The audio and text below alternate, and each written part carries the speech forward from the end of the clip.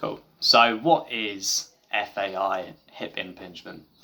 Essentially, when you're looking at your hip joint, you've got a ball and socket. So similar to other joints in the human body, it's a ball and socket joint.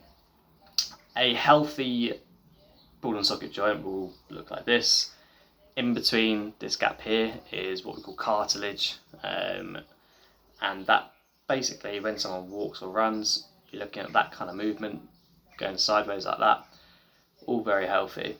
Hip impingement occurs when there's some form of deformity in the bone.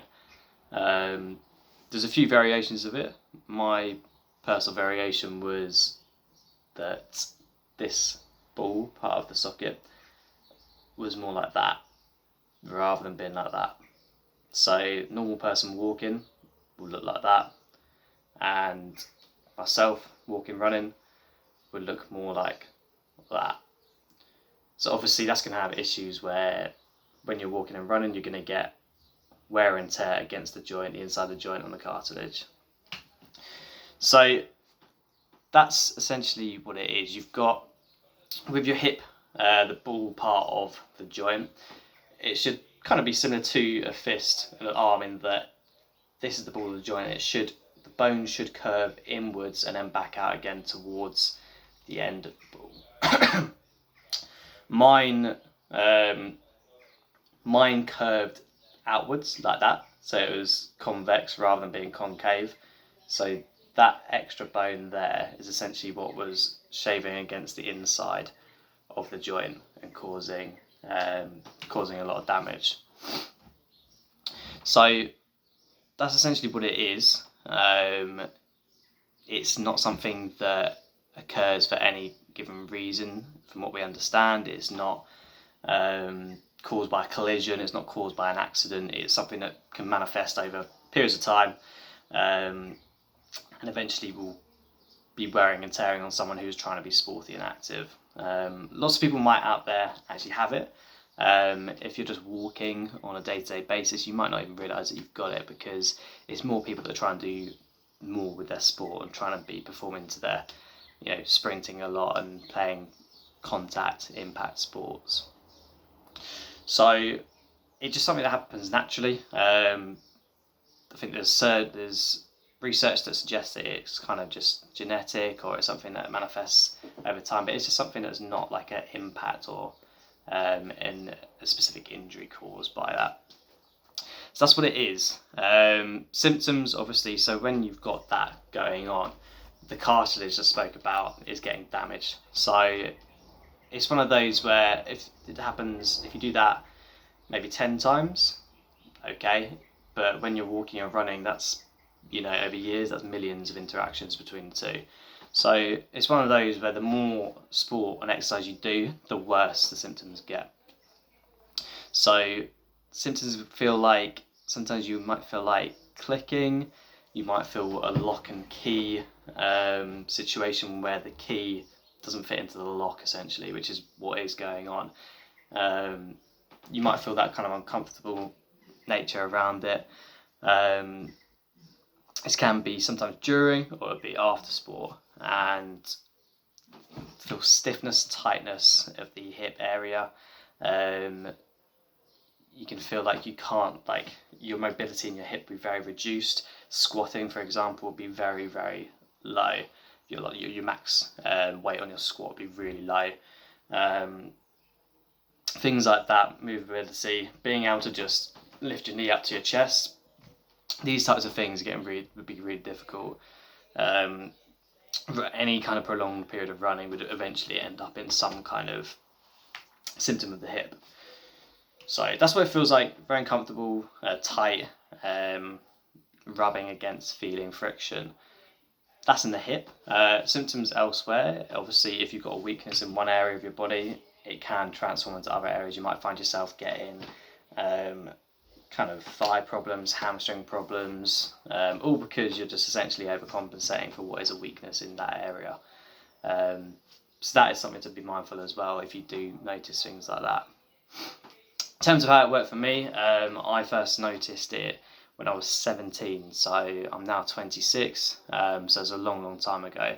And when I was 17, I was playing rugby at that time, and I just noticed that after I was playing, I felt this really kind of uncomfortable feeling in the hip. And sometimes when I was running, quickly changing direction, you would feel this.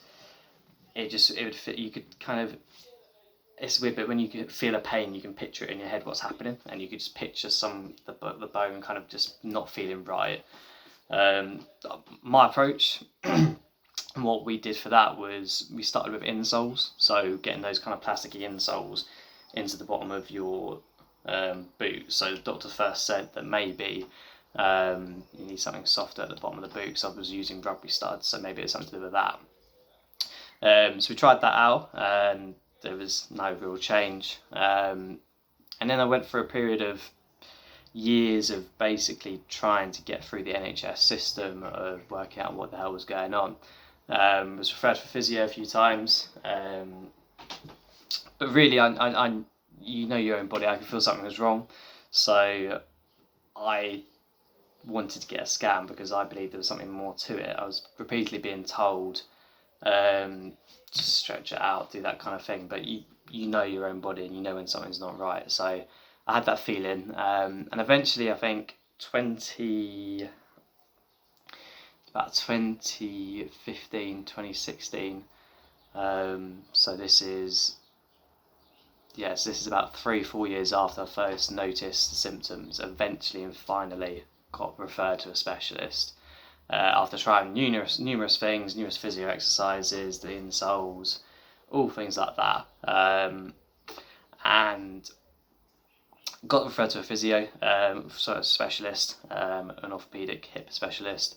And he said that, he did the MRI scan. He showed exactly that I had that symptom of the ball socket joint being irregular. So his response was quite blunt and just said that you'll never play sport again, you'll never play football again, you won't. You can do cycling and swimming if you want, which is really, really great thing to hear. Brilliant. Cheers, mate. Obviously, these surgeons sometimes don't quite have the emotional intelligence to realise that they just ruined someone's sporting life. But yeah, the offer of swimming and cycling for me was not great. So he did say there was, at this point, so this is, it's 5-6 years ago, he did say that there was a hip arthroscopy surgery, and you could go through down that route. It's in its early stages of being introduced, and there wasn't too much research on it back at that point. So much so that it wasn't actually commissioned by the NHS to be paid for on the NHS, so for free for you and me. He said there wasn't actually that to be inserted. It's different by county, and the county that we lived in did not commission it. The county that we previously lived in as well didn't commission it, and the county that I live in now doesn't commission it. I'm not sure if there's actually any places that do. So I was going through if we could try and, I looked at the place where we're living. I was looking at my place where I was living at uni, so if I could go through that route, and hopefully that county would enable me to be able to get the surgery. But no luck whatsoever. Still in its early days, and the NHS didn't want to fund it, and that was simply how it was. So if you wanted to do it, when I looked into it, it was varying from $3,000 per hip to $7,000 per hip, higher. Looking at totals of £10,000+. And I was like 18, 19 at the time. Obviously didn't have that amount of money. I don't come from a rich family that's got money to just chuck at it, so there was no options really. Just carried on with the same kind of symptoms, and you just get those repeated symptoms. So if you are someone that's thinking about, maybe I do have something like this, for me it was, I'd play football on a Monday, and then you've got Tuesday, you could play football on Monday, you could be sprinting up and down absolutely fine. Then on Tuesday you could be fine again, and then Wednesday, Thursday it could kick in, and you can't barely move your hip. It's stiff as anything, and that's when you're just, in terms of being regular, into sport, it's just impossible because you can't predict it. You can be fine one day, but the general pattern was the more you do, the more it hurts. So what I've found over the past few years of my life is one kind of five-a-side football per week for an hour is manageable, mostly, and even that, to be honest, if I do it 5-6 times in a row, eventually gets to the point where it's starting to bugger up. So yeah, you start to just manage your symptoms. It's not enjoyable. You're never maxing yourself out. You're not reaching what you would say is your physical peak. You're not in any way maxing out your ability. It's a very frustrating experience overall.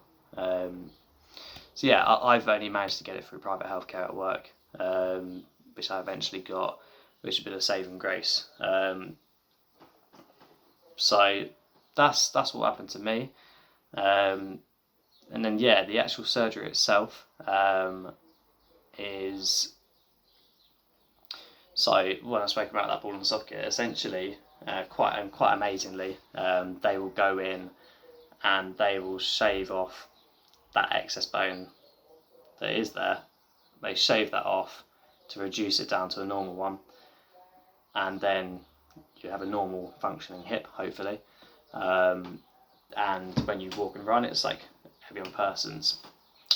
There is ways that they can actually promote the growth of new cartilage. So that's the area of cartilage that's previously mentioned, where you can it gets damaged. There's ways that they can promote the growth of that, but it essentially involves needles into the bone. Apparently, sticking holes into your bone promotes the growth of new cartilage. Unfortunately, it also does have a link with persistent symptoms of hip problems. So in my situation, they didn't do that, but that is something they can also do in certain situations. So yeah, but the main one is they're shaving the bone and then repairing the damage. So they kind of clean it out, and any excess damage, debris is got rid of. So it's a clean joint. And then the idea is from that, you've kind of got a semi-fresh start to go with. It starts off with they put you under first of all, thank God. They pull your leg slightly, not hugely, but they do clamp your leg and pull it out from your body. So your leg gets pulled out from the socket, which enables them a gap to then go in and operate. It is keyhole surgery, so it's minimally invasive. It's not like a hip replacement. You end up with, you've got three or four kind of centimetre lines, which eventually turn into just line scars where they've inserted and gone in and done the operation. So it is minimally invasive. It is really good like that. You're under general anaesthetic for around about 3 hours before you wake up, fully wake up anyway. Although the actual operation itself is only like half an hour to an hour and a half long, because they've realised that there's a link between the amount of time in which your leg is clamped away from your body and the and the effect that has on numbness afterwards. So yeah, on to side effects and risks and that kind of thing. There's an 80% chance that it will improve your symptoms. That's obviously per hip, so the chances refresh per hip. There's a 19% chance that it will just be the same afterwards and you won't experience improved symptoms. And there's a 1% chance that it will get worse. I think that changes on age and just general kind of fitness and that kind of thing. But yeah, those are the odds, which you have to weigh up and you have to work out how affected is my life by this at the moment. So those are the odds there. There's a 1% chance that they won't be able to remove your leg from the hip and then they won't be able to do the operation. There's a 1% chance of that. I looked heavily into all the risks involved. You've got risk of numbness in your legs afterwards. You've got risks of the worst one I saw was risks of impotence, so the numbness going into your male area and not being able to have kids afterwards and not being able to do anything with that afterwards. That was the worst thing I ever saw, and my surgeon consultant just kind of said that, yeah, I mean, they put that there as a theoretical thing. It could happen theoretically, but I don't think he's ever seen it. The other risks involved were just normal risks of infection from any surgery you ever have. The risks of like vomiting and stuff like that, and nausea from the actual general anaesthetic, which is fine. The main risk of the operation was that it wouldn't actually do what you want it to do, and it's going to take a lot of time, probably around about a year of your life, and if it doesn't work, then it's a big commitment, so you kind of got to be ready for that disappointment in a way. The 19%, it's 1 in 5, so it's almost, that is relatively high, but it's also, the guy said to me, if you don't get this done, you're probably going to need a hip replacement in 10-15 years, so at the end of the day, all of the risks that would be there for a hip replacement would be there for this one. So the way I saw it was, I'm going to need that down the line anyway, so I may as well get this done now and have the chance of being able to play sport properly. So those are the main risks. There might be some others that I forgot to mention. There won't be some that I've forgotten to look at, because I looked the whole internet on the topic, really did work out what was out there. And that is, yes, that's pretty much all the risks involved in the surgery. In terms of the timelines, so my first surgery was on the 20th of May, 20th of May 21. And so 1 week, so I'd say 1 week of, you might not be feeling too great, you need time off work, maybe a bit more if the anaesthetic doesn't go too well. You probably want to be not on your own. If you live on your own, you want to be with family maybe, or whoever, for 1 week. Then 1 week to 2 weeks, you start being able to walk very quickly without the crutches, and start being able to drive. That was how it was for me anyway. So you can start get your independence back. And then they say 8 weeks is the point where you shouldn't do impact exercise for 8 weeks. So after 8 weeks is when you can start doing things like that. I mean, I haven't. But my first one was the 15th. If you are getting both done, which is the case of most people, my first one was the 20th of May, and my second one was the 15th of July. So it was basically around about 7-8 weeks in between the two of them, which was enough time for me to work out that this first one was going well. So it's now time to get on to the second one. So you can do them back to back like that if you want to, or you can do the first one, wait 6 months, see if it fully works, and then do the other one. They do say that although mine's going well at the moment, you find out more about this really after 6 months. So from it's going to be 6 months from the second one that you do if you do them back to back. If it's working, a year, you start to see, okay, here we go, like really, if it is going to work, it's going to work then, and it's going to be really good. And then it's a year and a half is like, you can be full peak performance again. So it's no short timeline, it's not a quick fix. It is something that requires a lot of effort. You're doing 3 stretches. I'm going to do a video on the recovery afterwards, but you're doing a lot afterwards. It's a big commitment, so it's a big thing to think about. You do need time off work. You need to be accepting that you're not going to be doing any kind of sport or barely anything active for, if you're doing back to back, about 5 months. So it's a big chunk of a year. I've done it in the summer, and I would recommend doing it in summer, because at least if it's sunny, you can just lie outside and get a tan. If it's winter, then you're stuck indoors and you can't go outside. I don't know, I think I'd really struggle. I think summer was a good time to do it.